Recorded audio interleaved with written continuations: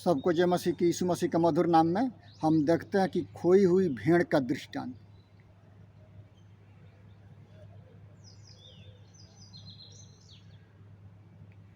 खोई हुई भेड़ का दृष्टांत, इसमें हम पढ़ते हैं कि 100 भेड़ हैं और एक भेड़ खो जाती है, और वो जो चरवाहा है वो 99 भेड़ों को छोड़ करके वो उस खोई हुई भेड़ के पीछे जाता है और वो खोज करके लाता है। और जब वो खोज करके लाता है तो अपने कंधे पर चढ़ा करके लाता है, कहीं झाड़ी में फंसी हुई है। गवाहों के बहुत सारे बादल हमको घेरे हुए, आओ उलझाने वाले पापों को हटा करके वो दौड़ को दौड़े, जिसे प्रभु यीशु मसीह ने हमको शुरुआत में पिता पुत्र पवित्र आत्मा के नाम से बपतिस्मा लिए थे, और वो दौड़ने के लिए हमको और आपको प्रेरित करते हैं। इसीलिए हम कहते हैं इसमें कि 100 भेड़ें हैं, एक भेड़ खो गई, उसको वो ढूंढता है। इसलिए पृथ्वी पर यदि एक पापी व्यक्ति मन फिराता है तो स्वर्ग में परमेश्वर अपने दूतों के साथ सम्मेलन करते हैं। आकाश और पृथ्वी उसके साक्षी होते हैं, और जल मेरे प्रियो, क्योंकि हम प्रभु यीशु के मृत्यु का बपतिस्मा लेते हैं, और जब जल यीशु मसीह मारा गया, गाड़ा गया और तीसरे दिन मृतकों में से जी उठा, तो इसीलिए पिता पुत्र पवित्र आत्मा के नाम से बपतिस्मा लेते हैं, यीशु मसीह के साथ मारे जाते हैं, गाड़े जाते हैं, और तीसरे दिन मृतकों में से हम जी उठते हैं।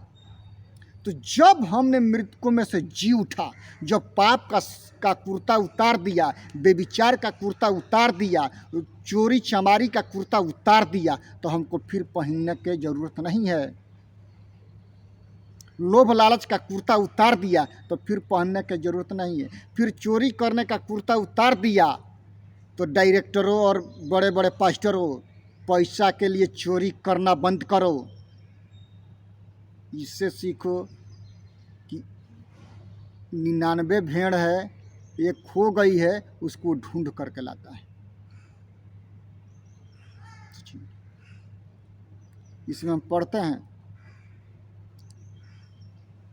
एक आयत हम पढ़ लेंगे, लूका 15:5 में, और जब मिल जाती है तब वो बड़े आनंद से उसे कंधे पर उठा लेता है। सोचिए, पैदल चला के नहीं लाता, आनंद के साथ, खुशी के साथ, हर्ष के साथ वो कंधे पर उठा करके लाता है, और घर में आकर मित्रों और पड़ोसियों को इकट्ठा करके कहता है, मेरे साथ आनंद करो क्योंकि मेरी खोई हुई भेड़ मिल गई। क्या अपने पड़ोसियों को इकट्ठा करता है, अपने मित्रों को बुलाता है कि मेरा ये चीज़ खो गया था, अब मिल गया है। उसी प्रकार से परमेश्वर अपने दूतों के साथ सम्मेलन करते हैं कि एक पृथ्वी पर एक मनुष्य मेरे नाम से पिता पुत्र पवित्र आत्मा के नाम से छाप लिया है, और आज से ये मेरा संतान है और किसी और का नहीं है। हम प्रभु यीशु मसीह के हाथ में, तो हमको कौन छीन सकता है? छीनेगा कब? जब हम हाथ से उतर जाएंगे तब। सोचिए, इसीलिए विश्वास करने वालों के लिए सब कुछ होगा। परमेश्वर का वचन कहता है कि विश्वास सुनने से, और सुनना मसीह के वचन से होता है। मेरे प्रियो, सुनना परमेश्वर के वचन से होता है, और सुनने के लिए साहस और आत्माओं का होना सबसे जरूरी है। पवित्र आत्मा का वरदान पाना, पवित्र आत्मा का सामर्थ्य पाना आज के डेट में जरूरी है। मेरे प्रियो, नए युग के इस्राएल हैं तो पवित्र आत्मा का सामर्थ्य पाना जरूरी है। सुबह बाइबल पढ़ना और प्रार्थना करना सबसे जरूरी है, क्योंकि जीवन का रहस्य प्रभु यीशु मसीह के हाथ में होता है। इसमें हम पढ़ते हैं 7 पद में, मैं तुमसे कहता हूं कि इसी रीति से एक मन फिराने वाले पापी के विषय में भी स्वर्ग में इतना ही आनंद होगा जितना कि 99 ऐसे धर्मियों के विषय में नहीं होता जिसे मन फिराने की आवश्यकता नहीं। सोचिए, भले चंगा व्यक्ति वैद्य के पास नहीं जाता है, रोगी जाता है, और जब रोगी को सही दवाई मिल जाता है तो वो कहता है कि वो व्यक्ति हमको अच्छा दवाई दिया और हम ठीक हो गए। और जब पास्टर अच्छा प्रचार कर देता है लगने वाला, तो आप कहते हैं कि वो पास्टर मेरे ऊपर प्रचार करता है। आपके ऊपर प्रचार नहीं करता, वो मेडिसिन काम कर गया है, और आपको स्वागत करना है कि हे प्रभु यीशु, हमारे गलतियों को आपने उजागर किया, मैं क्षमा चाहता हूँ। जब दाऊद राजा का गलतियाँ नातान नबी ने जब बताया, वो कराह उठा और परमेश्वर से प्रार्थना किया और कहता है कि हे परमेश्वर, अपनी आत्मा को मुझसे अलग मत कर, अपने सामने से, अपनी हजूरी से हमको मत निकाल, फिर से अपनी आत्मा मुझको दे कि मैं फिर से वही स्टेज पर हो जाऊं। मेरे प्रिय, ये खोई हुई भेड़ के बारे में हम देखते हैं कि आत्मा को कभी बुझने मत दें। इसमें हम पढ़ते हैं कि पापी जब मन फिराते हैं तो परमेश्वर स्वर्ग में सम्मिलन करते हैं, खुश होते हैं।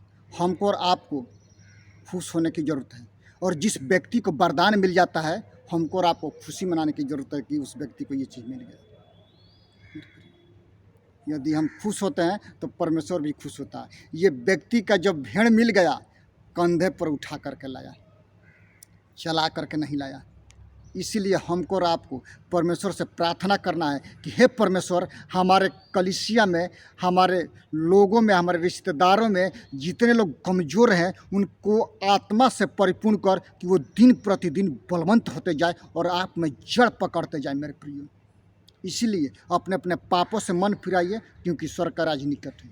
यदि हम पापों से मन फिराते हैं तो प्रभु यीशु आपके जीवन में काम करते हैं और आप हर वक्त उसके राज्य की घोषणा करेंगे। कहीं भी जाएंगे, काम का क्षेत्र हो, कोई भी क्षेत्र हो, प्रभु यीशु मसीह के राज्य की घोषणा करने की ज़रूरत है। मेरे प्रियो, इसमें हम पढ़ते हैं कि यीशु मसीह पापियों के लिए आया, धर्मियों के लिए नहीं। धर्म है तो उसके लिए क्या करना है? उसके लिए तो दिन प्रतिदिन जड़ पकड़ते रह चलना है प्रभु यीशु मसीह के साथ। जो पापी है उसको मन फिराने की ज़रूरत है कि वो परमेश्वर के राज्य में आए और प्रभु यीशु का छाप लगे, पवित्र आत्मा की, आज से ये मेरा बेटा और मेरा संतान है। मेरे प्रिय, इसीलिए अपने अपने पापों से मन फिराइए, यीशु के पास आइए। यीशु आपको अनंत काल का जीवन देने के लिए हर वक्त वो तैयार रहते हैं। क्या? हर वक्त वो तैयार रहते हैं अनंत काल के जीवन देने के लिए। कब? जब हम ये कहते हैं कि हे प्रभु यीशु, मैं एक पापी मनुष्य हूँ, मुझ पापी पर अनुग्रह कीजिए और अपनी आत्मा से परिपूर्ण कीजिए। प्रभु यीशु आपके जीवन में, मेरे प्रियो, कार्य करेंगे। वो हर वक्त कार्य करने के लिए वो तैयार रहते हैं। कब? जब हम अपने दिल को खोल करके प्रभु यीशु मसीह के हाथों में देते हैं, तब जा करके होता है। मेरे प्रियो, ऐसे नहीं होता है।